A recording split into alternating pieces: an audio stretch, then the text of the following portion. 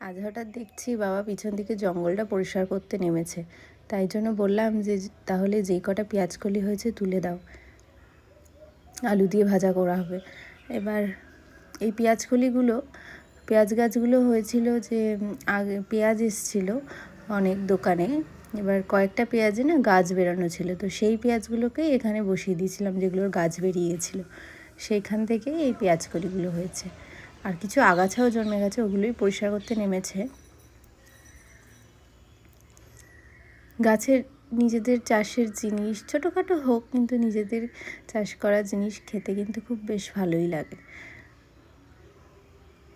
সাথে সাথে তুলে সাথে সাথে রান্না। এই যে এই কটা হয়েছে, এতেই আমাদের হয়ে যাবে।